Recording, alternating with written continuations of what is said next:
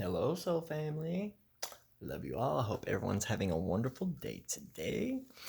Today, we're going to talk about Genesis. So, Genesis in the Bible, the beginning of creation, for what Jews and Christians believe. So, when, we all hear Genesis and we think that, whenever you're within one of those religions or something, that God is just by itself and then it creates all this stuff and that is the beginning. But the truth of the matter is that Genesis actually is the Hebrew word Barashit. I'm trying to remember what all letters is. Tav, Yod, Shin, Aleph, Bet. I do believe. Maybe a letter off. But this is Barashit. And this word actually means in a creation. In a beginning. So, a lot of people think that this world is the beginning of all things that have ever existed. But the truth of that is that, the matter is that this definitely wasn't the first creation. This cycle of generate, order, and destroy that the source, the infinite mind, does, it's a cycle. We live within cycles, and that's why we have seasons. And, there was definitely a creation before this one. I'm gonna break this down a little bit more because, and actually, when you think about it, when you read in Genesis in the Bible, it says something along the lines that, Adam and Eve, they have their family with Cain and Abel and stuff, and I can't remember if it was then. Yeah, it was Adam and Eve and them, but they're banished from the garden, and I can't remember exactly when it is, but at some point they go to meet these other people, this other civilization that had already existed there. And so, um, if they were the only beings that God ever created, how are they going and meeting up with these other people? Who are these other people? And I want to take this to a Kabbalistic point of view. And anyone who studies the Qabalah understands the Qliphoth. And the Qliphoth is basically the shells or remnants of a previous creation. And the Sephira, the new tree of life, and not the tree of knowledge of good and evil, but the tree of life, actually is the newest creation that has happened. So, this is a recreation. This is a remake and a remix of something that's been going on infinitely. It's always been happening. When we think about genes, the people who are Egyptian would say that Genesis represents the genes of Isis, the great mother goddess. And also, before I jump off this subject, I'm going to get into the, what was it? Beginning, Elohim. Okay, the term in the Bible, Elohim, which is translated into capital G, God, is actually a plural Hebrew word. So, and when you start studying Kabbalah, you understand that the divine splits itself into many different aspects of itself. But definitely connected to the, I keep losing train of thought. These neighbors over here, kids are going wild. But also, oh yeah, the Elohim. So the Elohim, God, was plural. It was a group of entities. And many people believe that that was actually the Anunnaki that had came from Nibiru and actually had created humanity. And this is where the humanity was actually created. And we were created by Enlil and Enki. And so Enlil and Enki came here and did many different types of experiments trying to create a being to actually mine gold for Nibiru, because they were just exhausted of mining the gold here on Earth, and they wanted to get the resources of gold to get back to their planet to fix the atmosphere or whatever. And they got tired of doing it, so they went to their father Anu and was like, "Look, this is not gonna work. Like, we need something, slaves or something." And so they started to create humans.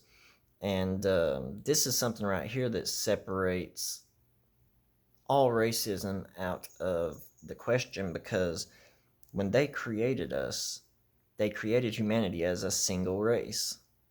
But what we do know is that the human race came from a melanated woman. So a woman that most people would consider black or African have heavy amounts of eumelanin within their skin, so they're much darker. And we know this because of the Eve gene. So you can have two um, Caucasian parents have 1,000 babies, and none of those babies will be melanated. But if you have a, a, a melanated couple and they actually have 1,000 babies, eventually you're going to get a white baby out of this. So, with the Eve gene and understanding that all humans come from the same place, and we were actually created in the Egyptian pyramids.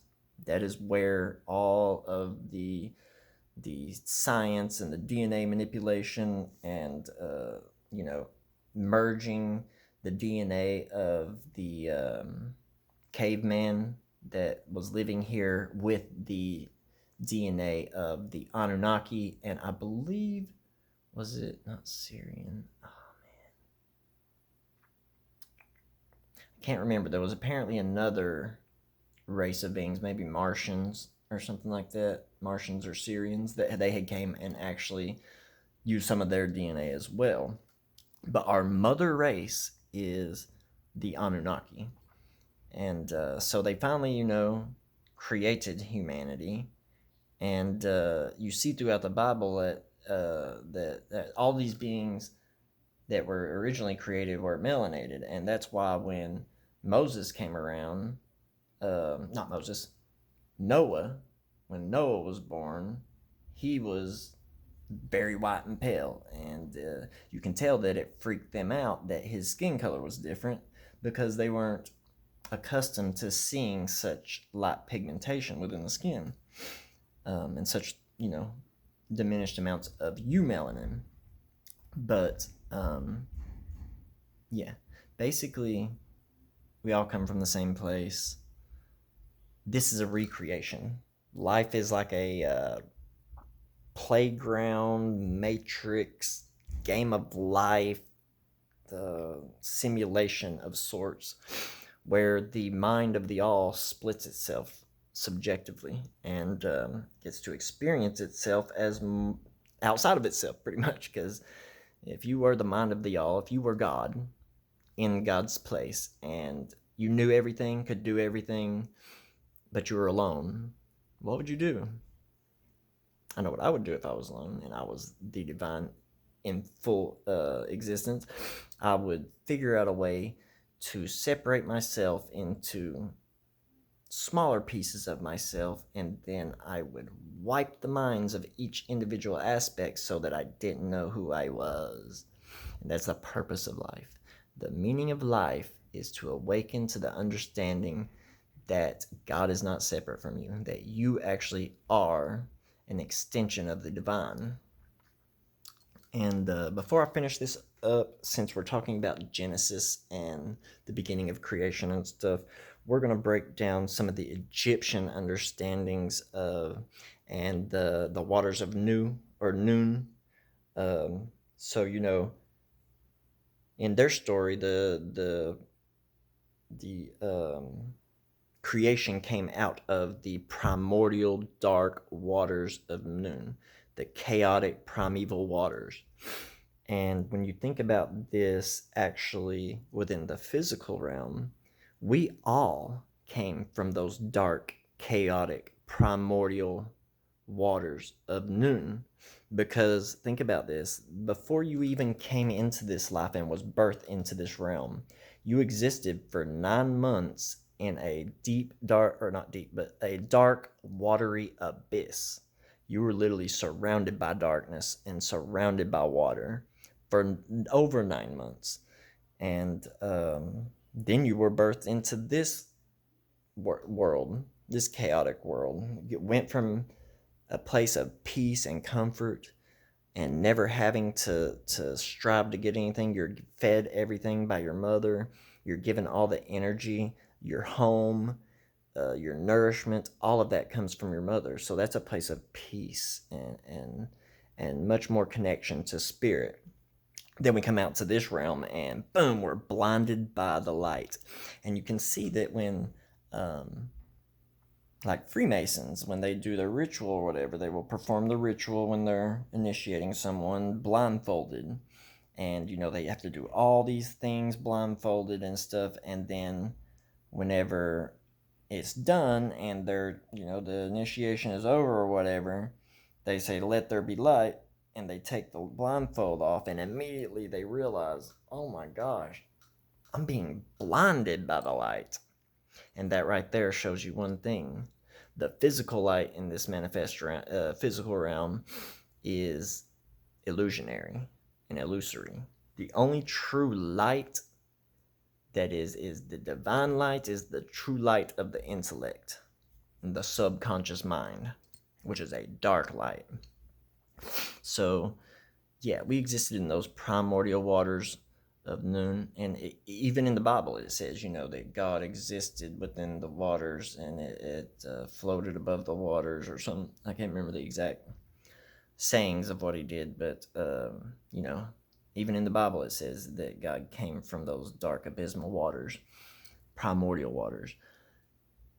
One more thing before I finish this all up, I'm going to explain that most of the time whenever the Bible is talking about waters and stuff, they're talking about emotions. The waters are your emotions. So when you hear the story of the allegory of Christ, and there being this big storm, he's on the boat and he steps out on the water, and boom, it's the waters get still, the storm goes away, and he walks across the water. What does this represent? Do y'all really think some dude walked on water? Come on, Kanye. I know y'all saw that video. Hilarious. But do you really think that a person really did walk on water? Or do you think that it may actually be that he had gained a control over his lower nature?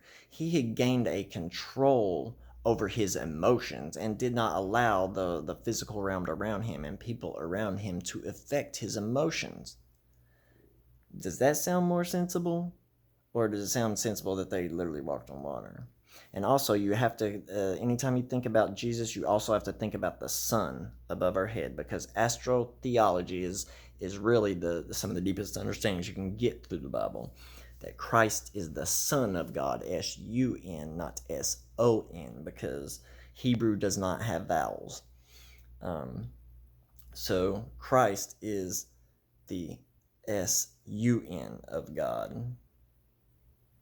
Now, if it actually manifests here into the physical realm with someone manifesting that solar energy and that divine energy and coming into full awakening, who knows? Like, many of us believe definitely not, but it's very possible.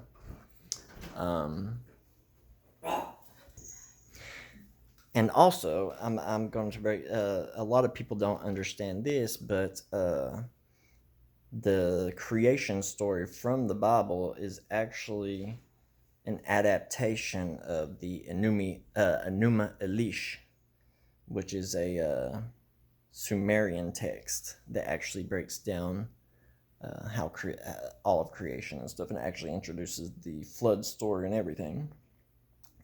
But I believe that's going to be about it. I just wanted to break down Genesis, Bereshit, understanding biblical waters, and the beginning of creation through the Anunnaki and source creator above.